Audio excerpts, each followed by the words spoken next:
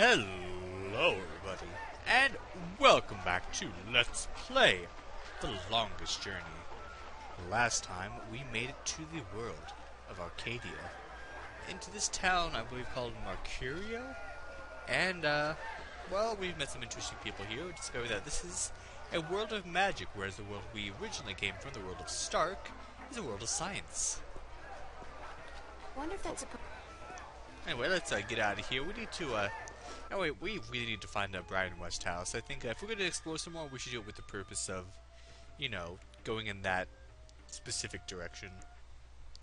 So let's go talk to Vestrum Tobias.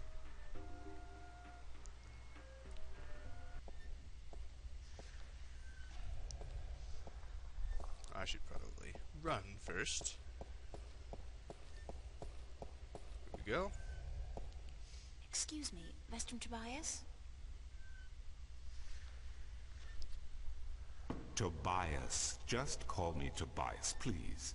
I require no ceremony from a distinguished guest such as yourself. Aw, thanks. Did you enjoy the sights? I don't know. I'm overwhelmed. Walking around out there, seeing with my own two eyes things that can't possibly exist. I kept thinking, it's all a dream. I'll wake up at any moment now and everything will return to normal. But then I realized, I'm still here. It's real. I can touch it. I can smell it. And you know what? It doesn't make sense. Nothing makes sense here. Magic, alien creatures, parallel worlds. I don't believe in those things. I don't believe in fairy tales. In your world, in Stark, there is no room for magic. That is, and always has been, the curse of science, the fallibility of logic and order. They leave no room for the imagination. If it does not fit into the narrow perception of the laws of nature that your world adheres to, it's a fairy tale. But then, magic has its downsides too. It's unpredictable. It invites chaos. It puts the balance in peril in a way that science alone never could. I keep hearing about the balance and about Stark and Arcadia. You're the one asking about Stark and Arcadia. This is probably going to sound strange to you, but I'm clueless. I have no idea what this place is, or what I'm doing here, or... All I know is that something strange is happening in my world, I guess. I had dreams, and the dreams felt so real, and then things started happening in real life too. Things that couldn't happen, and I think I will begin at the very beginning. I believe that is why you were sent here. To learn, to understand, to see for yourself. Like you said, you cannot believe in this place. Well, you will. After you have learned the truth, you will. Come with me, and I will tell you the story of Earth as your books never have. And when your eyes and ears are open to the truth, perhaps your mind will follow. We can only hope. Come.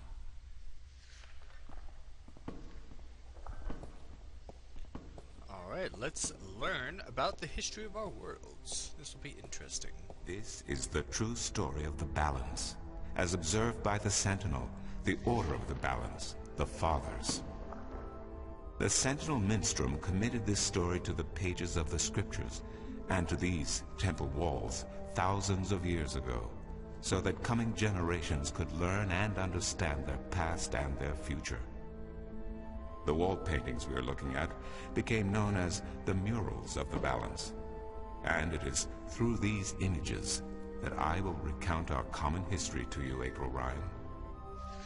The story begins and ends here, with this mural. Ages ago, and in ages to come, the Earth was one, and magic and science existed side by side in nature and in all people. There was balance, and there was harmony. You're saying there was just one world then? One world, one Earth. Magic and science in balance with each other, within each and every living creature. The power to make the stars dance and to create life itself was within our grasp. But then, humankind began to exploit this divine power of two, and they saw fit to use it for their own selfish purposes. The balance of the cosmos was in peril.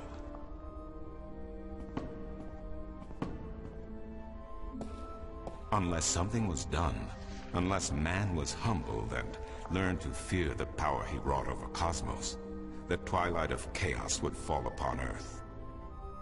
It had happened before, in distant times and on distant worlds, and it would happen again. And every man, woman, and child of every people and every race would be devoured by the coming apocalypse. We were given a visitation then. The Drag Kin, having lived among us for untold generations, rose to offer their guidance and assistance in preserving the balance on our world.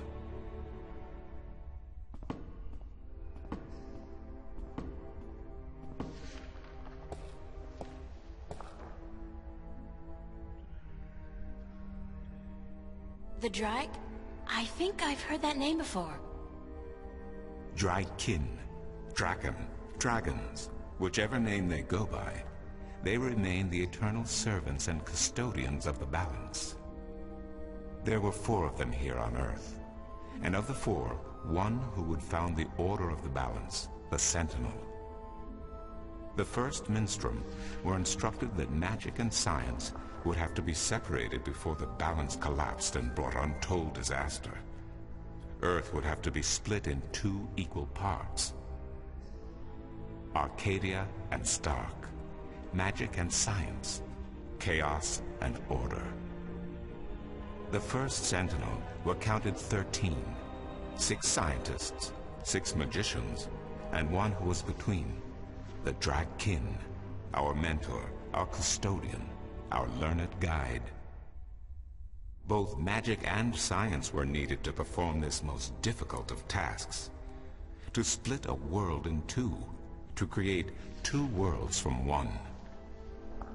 Wasn't the use of that kind of power dangerous to the balance? Yes, and so for this purpose, they built a tower to channel their powers and focus them on the divide that they would create. The Kin had brought a disc with them, a disc forged in the fire of their world. Placed at the base of the tower, and the epicenter of the divide, the disc and the tower would become one, a conduit for the flow of magic and science. At the appointed hour, the 13 came to the tower, and with them a woman, whose destiny was decided by the purpose to which she had been born. She would be the first guardian, the human protector of the balance, who would stay in the tower for 1,000 years to watch over the 2 worlds and to ensure that the flows of magic and science were always equal. And so the ritual began.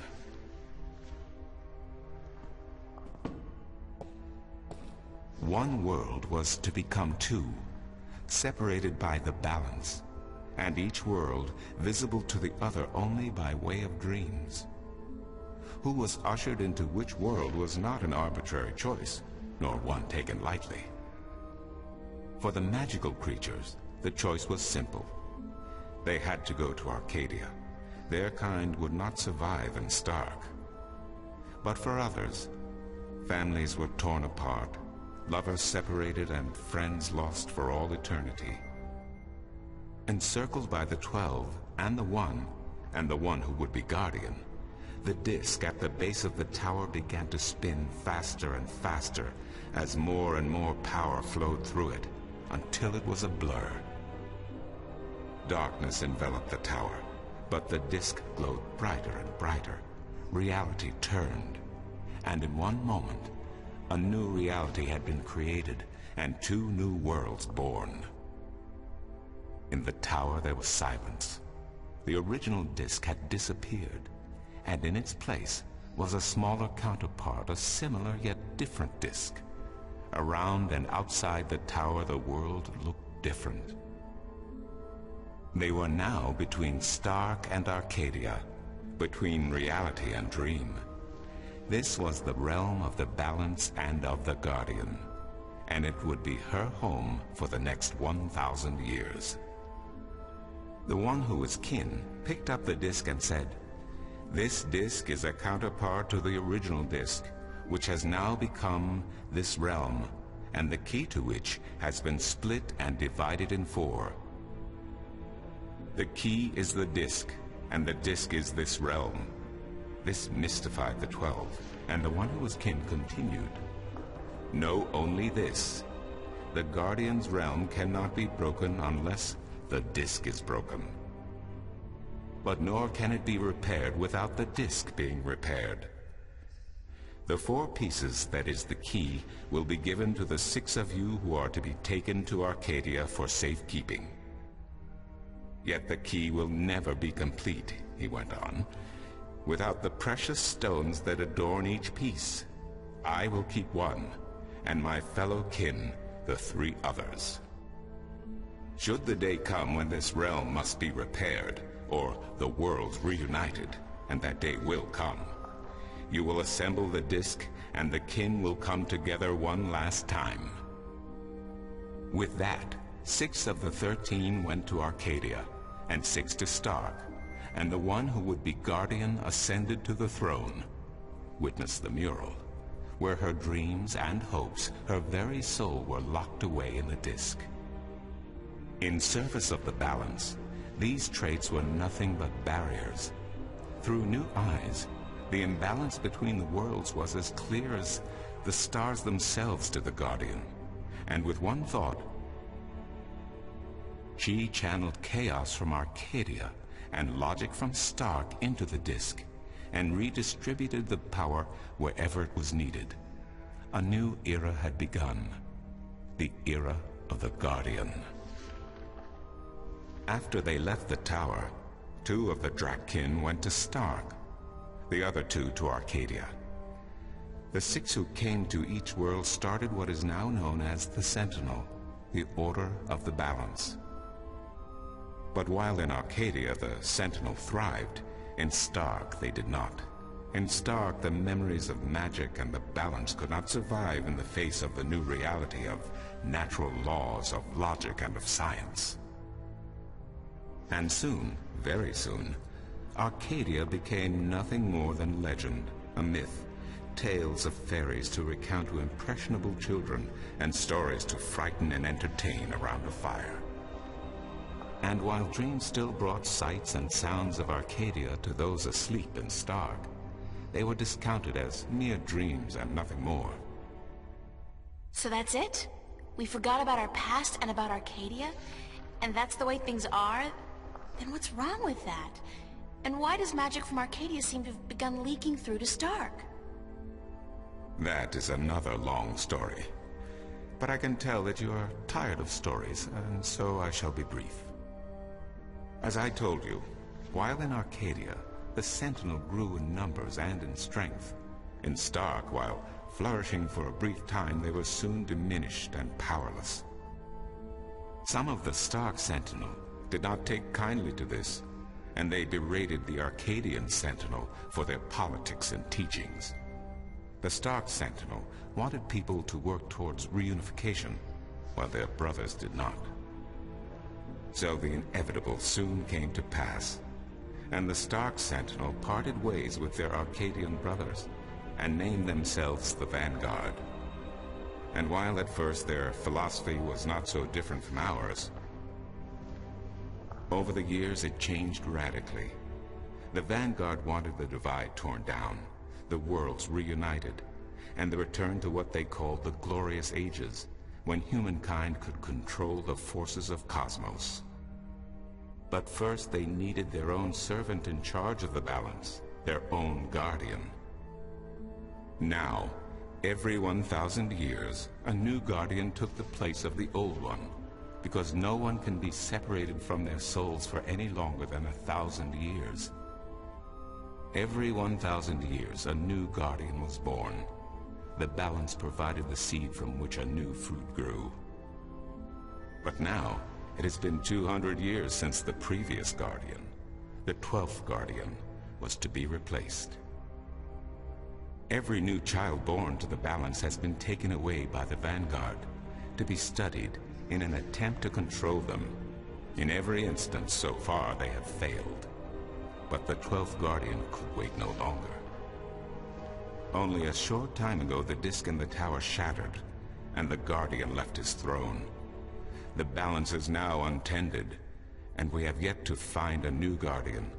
Unless we do so, the Vanguard may get their chance. And they may be able to place their own puppet on the throne, to rule the balance according to their principles. And this we cannot allow. It will mean the end of Stark and Arcadia, and the dawn of an era of chaos. Now do you see? I understand the history. I can even accept it. But I don't understand why I'm here and what Cortez wants with me. The balance is in peril, April. The Guardian has abandoned his tower. He has disappeared, and there is no one to take his place. He must be reinstated to protect the balance until a new Guardian may be found. And what can I do? Nobody. I've just been having a lot of bad dreams. You are a strong shifter. I have not seen your like in my lifetime. A shifter? Someone capable of opening doors between worlds. A shift. A portal between the realms of Stark and Arcadia. Are you kidding? I didn't do anything. Cortez was the one who opened the shift, and he just waved his hands around in the air. I don't think I'd be capable of opening a portal even if I had a magic wand. Only a shifter's own power can allow her to travel. No one else can do this for her.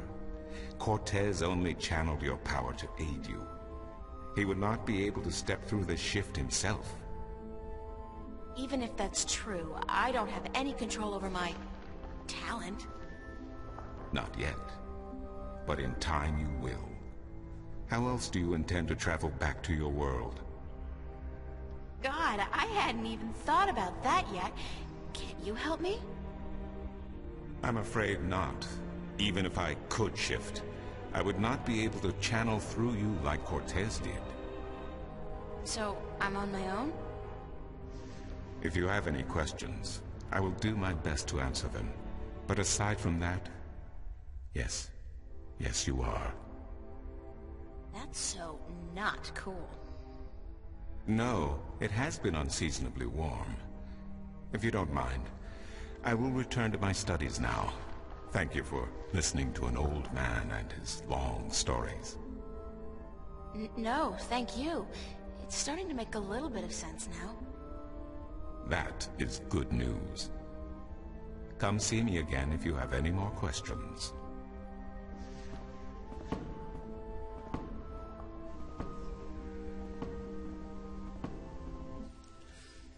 Well then, that is a lot to take in. Yeah, that lasted longer than I remember, but it is definitely very, very important. This is like the whole plot of the story now is going to be based around that story that we just told. We were told of the balance of the Guardians, the Sentinel, and the Sentinel and Stark becoming the Vanguard, the Guard, and just that disc too.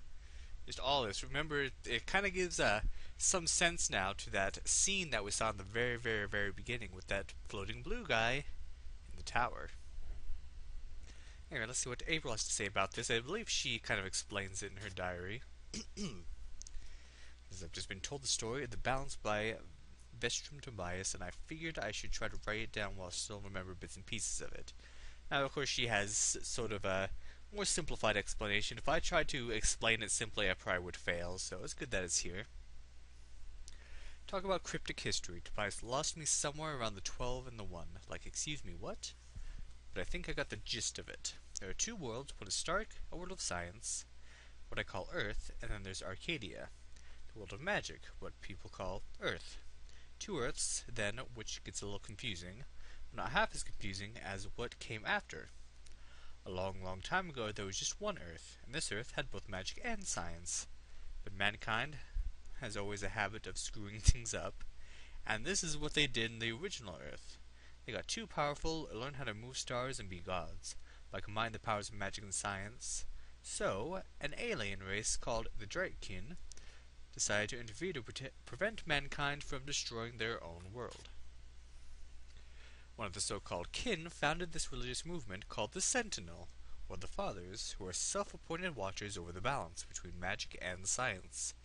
The Sentinel were instrumental in dividing the Earth into two dimensions, Stark and Arcadia, science and magic. They also put a woman in charge of controlling and channeling the balance between the two worlds, a guardian of the balance who lives in the tower in a sort of in-between realm, who's replaced every 1,000 years by a new guardian. So then life goes on for like thousands of years until the Sentinel starts squabbling internally, and the Sentinel priests in Stark decide to break with their Arcadian friends and found this new cult or whatever called the Vanguard. The Vanguard want the worlds reunited, and they plan to do this by controlling the Guardian himself or herself. This is what they've been doing for a few hundred years now, destroying potential Guardians by performing experiments on them or something. My hand is starting to cramp up. I'm amazed I even remember half of this. Anyway, the current Guardian couldn't stay any longer, and he left the tower in the middle of nowhere. And now the balance is in danger. Apparently Chaos can really do some damage to both Stark and Arcadia, which does remind me of my dream. I'm not sure that does the right word anymore. I'm not sure that's the right word anymore. The black chaos thingy, the vortex that attacked me, that's probably a sign of what's going to happen if somebody doesn't do something to save the balance. And sensing this coming on, because that's how it always goes in these things, that somebody is me. Because apparently I'm a strong shifter. Somebody has to find the Guardian, get him back in the tower to save the balance, and then do something about the Vanguard. Get them to see that they're screwing with things they shouldn't be screwing with. Hey, easy. I do that kind of stuff before breakfast. So definitely some complicated stuff. I hope you understand it for what it is. More things will become clear as we go through the game. Interesting that this is unfinished right here. Anyway, we do want to learn how to shift, and I'm guessing Brian Westhouse has something to do with that.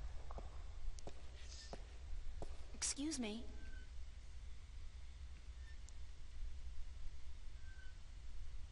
Do you know a man named Brian Westhouse?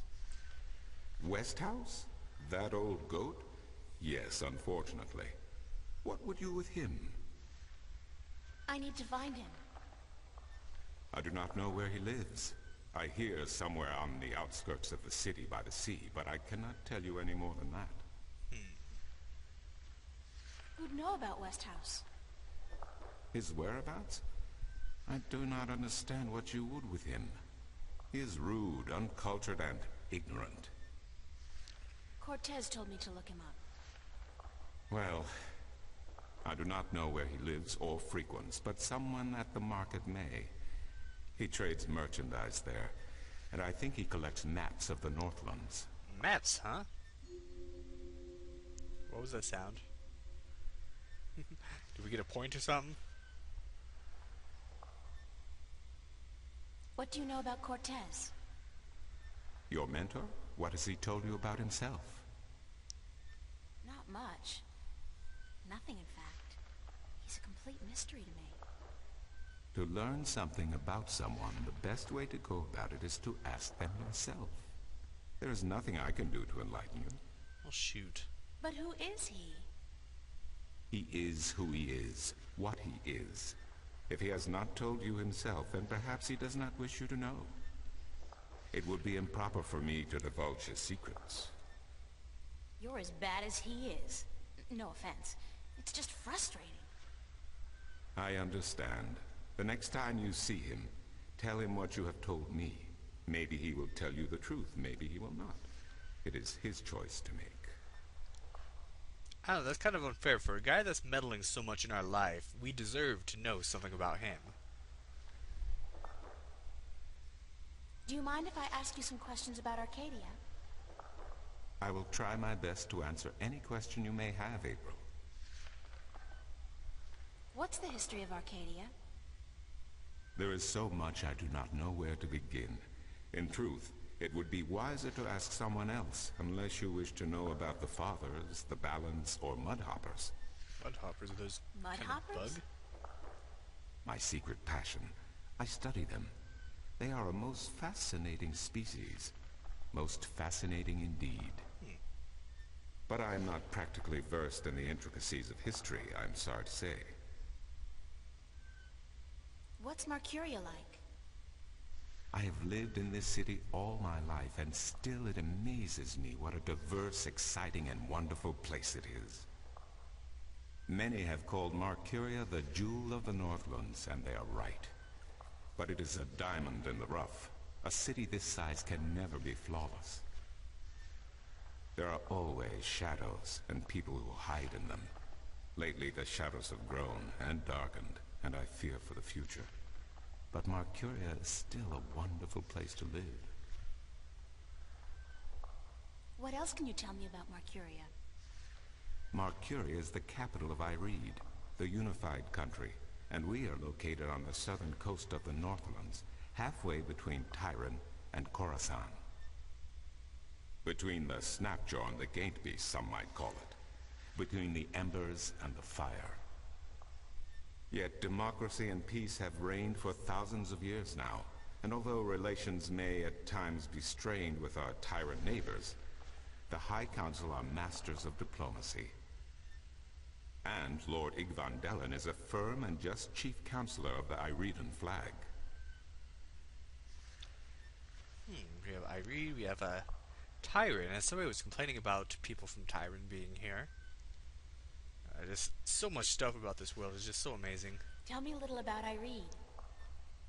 Ireed means both unification and assembly in High Tongue, and many still call Ireed the unified country, even though it is an age and a half since the lands of the north joined together in alliance. Ireed stretches from the plains of Nedra in the north to the Great Sea in the south, and from the territories of Tyran in the west to the thick woodlands in the east. It is populated by humans and Dolmare, Tyran and a number of other races.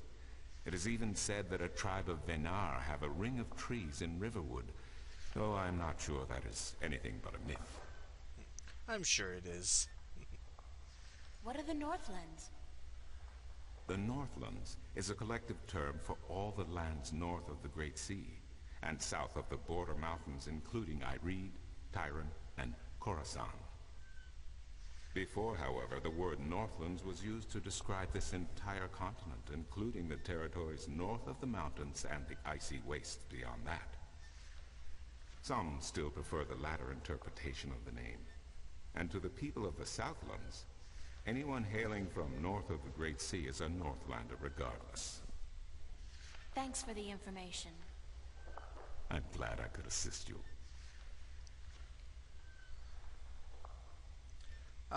I guess that's all, really. I'll see you later. You will? If you say so, then it must be true. Well, this has been interesting. We have learned a lot of lore, a bit of plot dumping, I must admit, but it's all really, really, really interesting in my opinion, and it will all come into play in one form or another. But first things first, can we find Brian Westhouse, and can we learn how to use our shifting powers? Well, let's start on that path next time on Let's Play The Longest Journey. Thank you for watching, and have a good day.